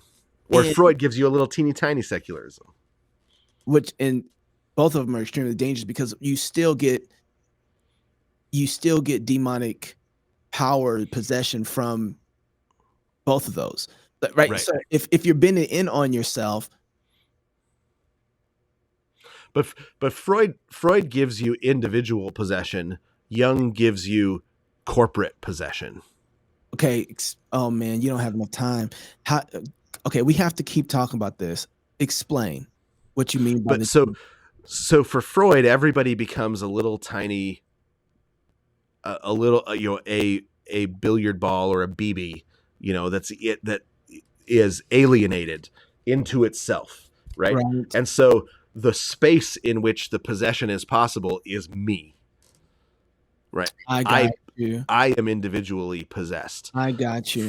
For Jung, for Carl Jung, the space made available for possession is the collective unconscious of mankind, right? The collective and the collective cult. So can have a cultural demonic possession, and he's recognizing something I think is real, right? And he calls it the collective, the collective, the shadow of the collective unconscious, right?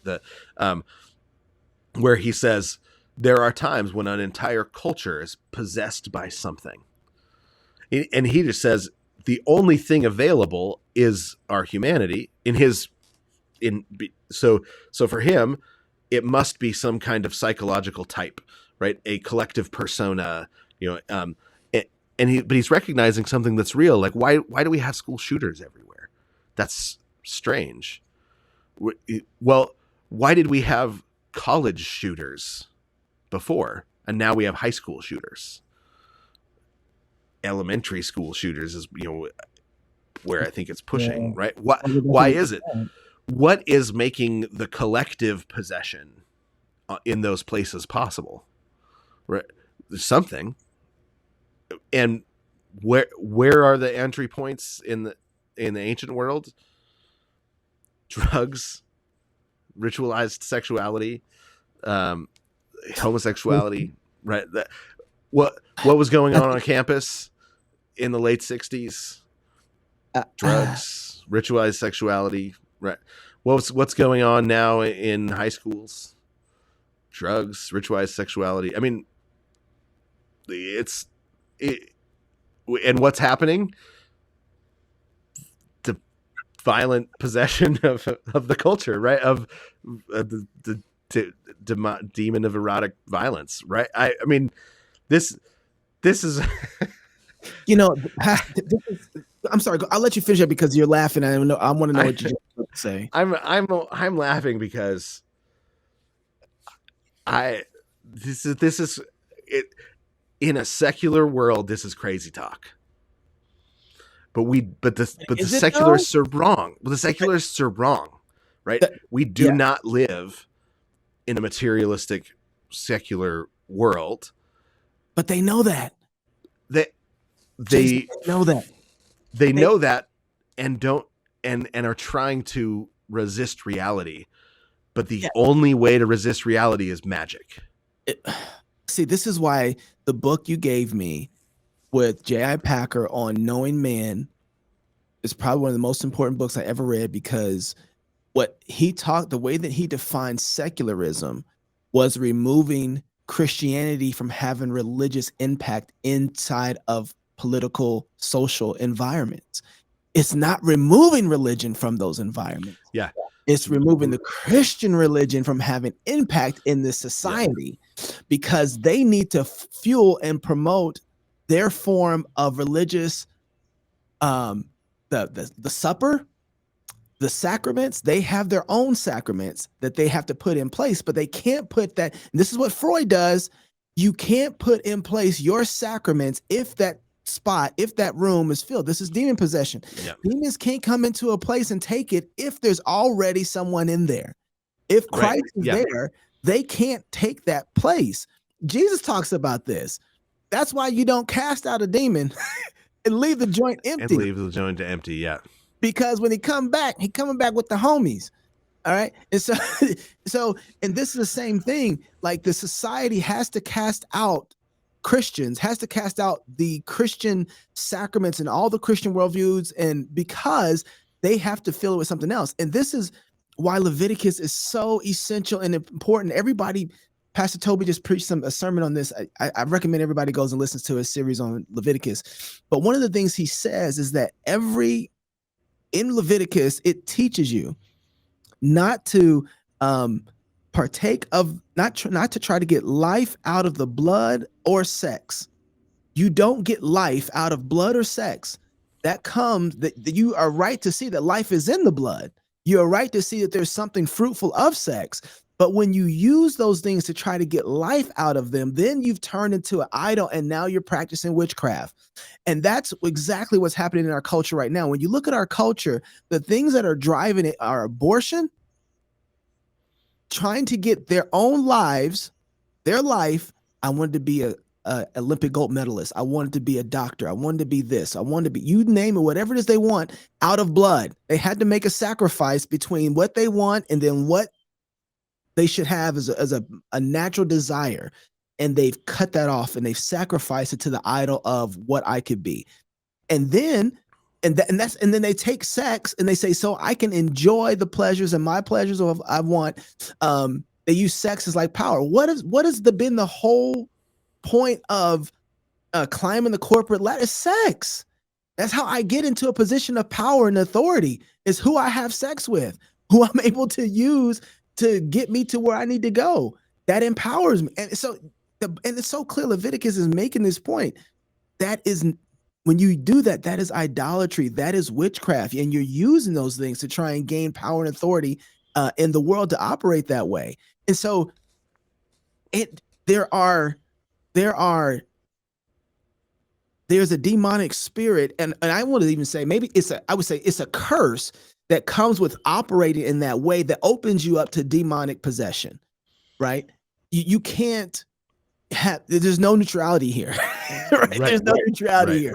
And so one is going to beget the other by nature. And this is why when you see, like, when you were telling your story, I was thinking it's like the story of these only come out through prayer and fasting. Like, you are going to have to completely re-examine the world that you live in, how the world operates, and be rooted in the scriptures and in Christ to know how to deal with this current situation, which is why the Daily Wire bothers me.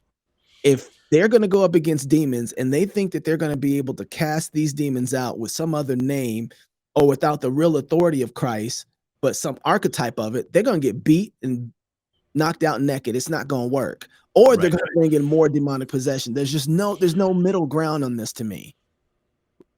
It's the Jesus I know, Paul I know, but who are you? Who are you? That's right. Right. And that's what that's and it's so hard because it's like it's not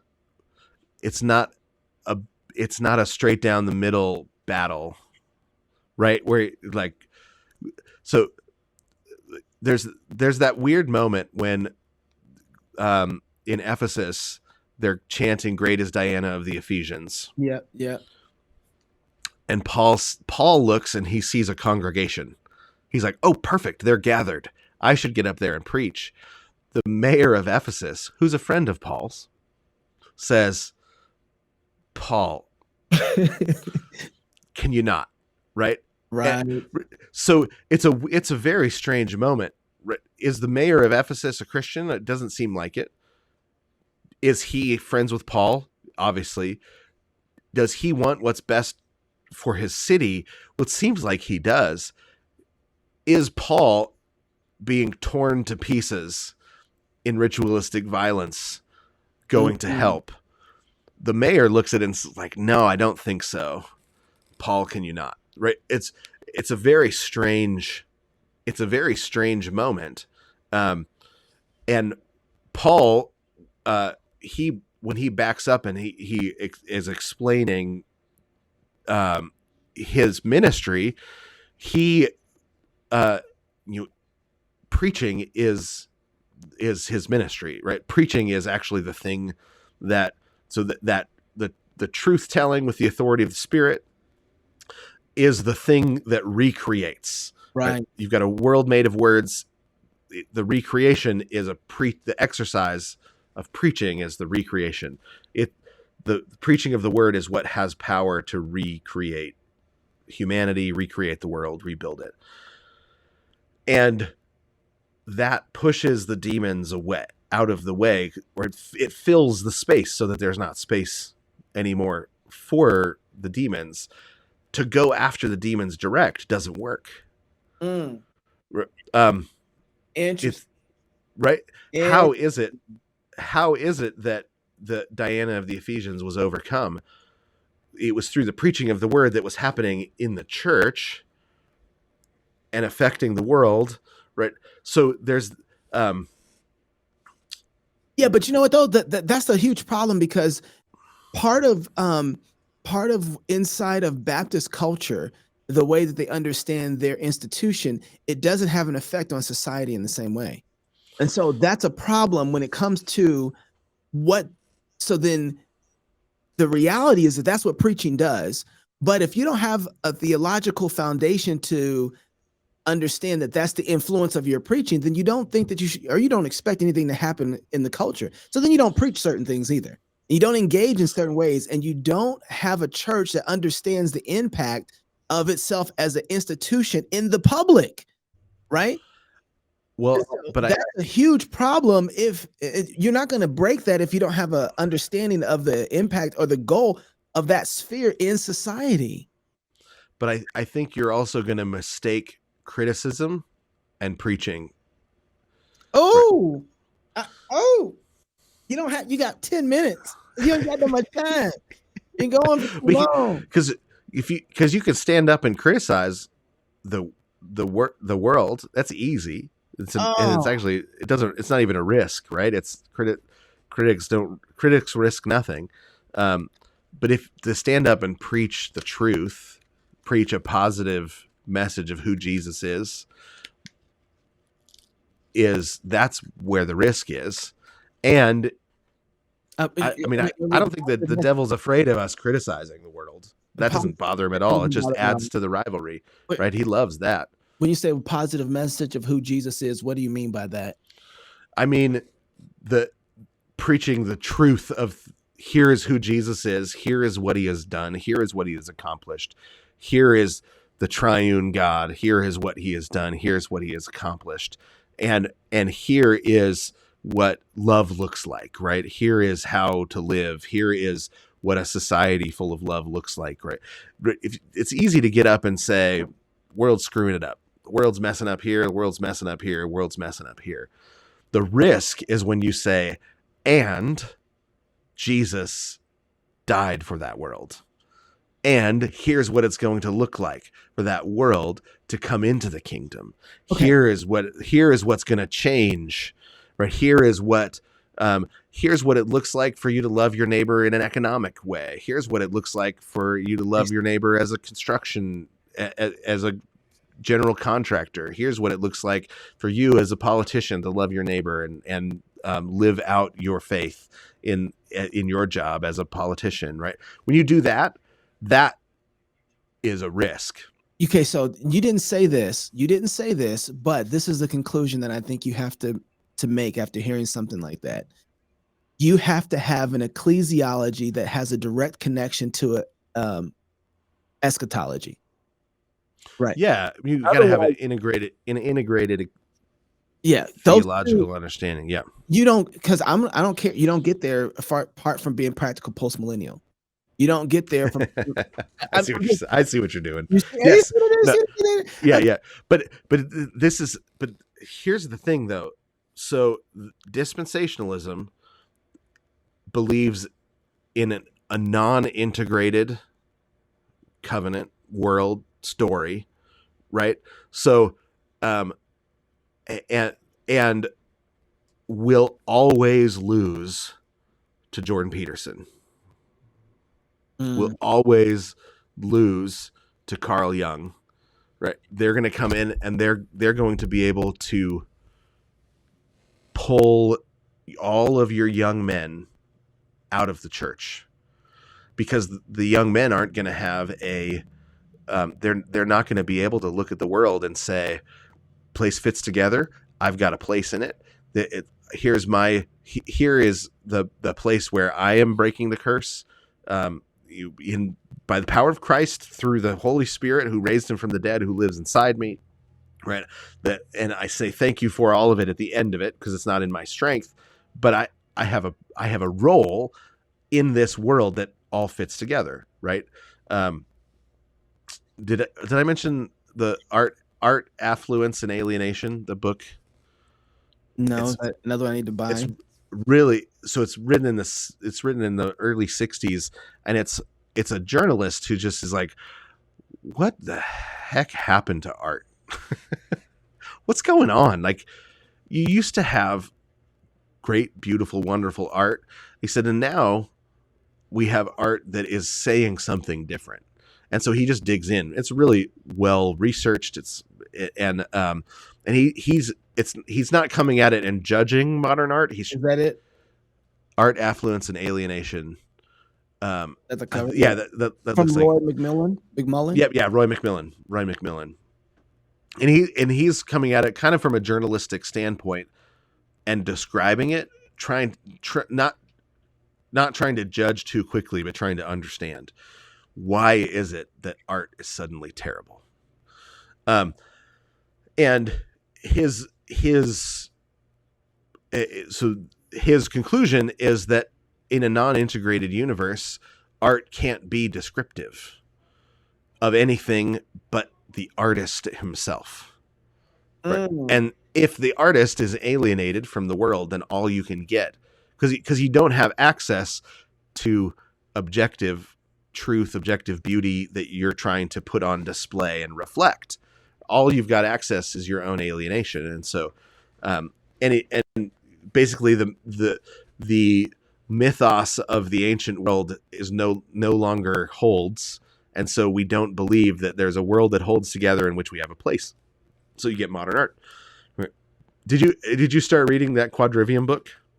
But the wooden books one? No, I haven't started yet. No, I actually just bought this book. So here we go. that Quadrivium book on geometry, arithmetic,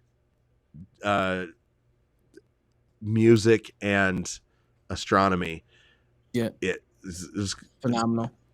You look at it and you're like, oh, this is why modern art's bad, because we don't believe any of this stuff anymore, right? We don't believe that there is an objectively beautiful world that can be described and reflected by me as a creator because it is a creation. All right, dude, we gotta end. We gotta end. Yeah, we do. I'm sorry. So good. Okay, we'll talk. There's something I think we need to talk about current culture and the demon possession of it for next. I think that we have to go through that. That is not a finished conversation. So we'll talk about that next week. All right, man. I'll hit you up. I know you got to run. I got to run too. All right. Thanks, Jason. See ya. So good. All right, bro.